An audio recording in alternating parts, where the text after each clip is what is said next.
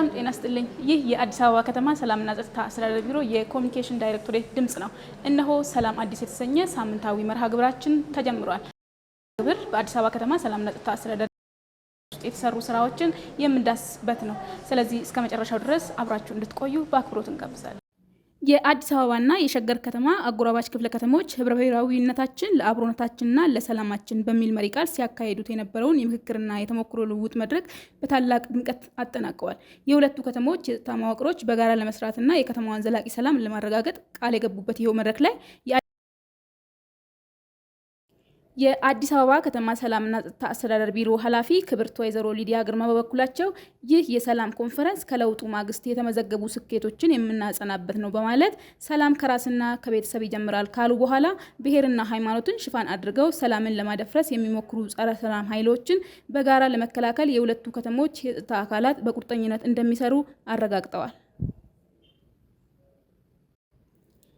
በሌላ በኩል የዕለቱ የክብር እንግዳ የሸገር ከተማ ምክትል ከንቲባ አቶ ጉዮ ገልገሎ ሸገርና አዲስ አበባ በቅንጅት በመስራታቸው ወንጀልን መቀነስ መቻሉን አንስተው ይህ ጠንካራ የጸጥታ ትስስር ተጠናክሮ ሊቀጥል እንደሚገባ አሳስበው ቀጥለናል። ተመልካቾቻችን እንግዲህ በዚሁ ሳምንት የአዲስ አበባ ከተማ ሰላምና ጸጥታ አስተዳደር ቢሮ ለአቻው ለአዳማ ከተማ ሰላምና ጸጥታ አስተዳደር ቢሮ የልምድ ልውውጥ አካፍሏል። በዚህም በቢሮ ውስጥ የተሰሩ ስራዎችንና በመስክ የተሰሩትን ስራዎች ማስጎብኘት ተችሏል። በተለይም ደግሞ በለሚ ኩራ ክፍለ ከተማ በመዘዋወር በውጭ የተሰሩ ስራዎችን የሰላም ሰራዊት ስምሪትንና መሰል ስራዎችን ማስጎብኘት ተችሏል ማለት ነው። ይህን ቃኝተን እንመለሳለን።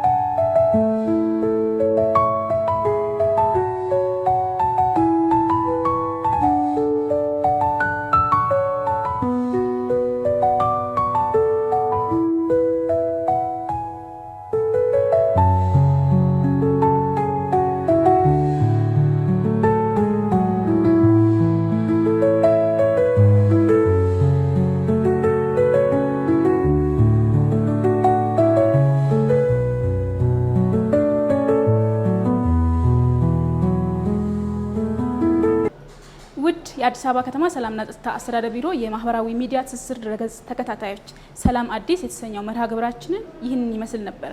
መርሃ ግብሩን ያዘጋጀላችሁ የአዲስ አበባ ከተማ ሰላምና ጸጥታ አስተዳደር ቢሮ የኮሚኒኬሽን ዳይሬክቶሬት ሲሆን ያቀረብኩላችሁ ደግሞ እኔ ሃይማኖት አሰግድ ነበርኩኝ። በካሜራ በኩል ይድነቃቸው ጉታና ባንቺ ጊዜ ሙሉ ቀን አብረውን ነበሩ። እስከ ፍጻሜ ድረስ ስለተከታተላችሁን እጅግ አድርገን እናመሰግናለን። ሌሎች መርሃ ግብሮቻችን ይቀጥላሉ። ቸርን ሰንብት።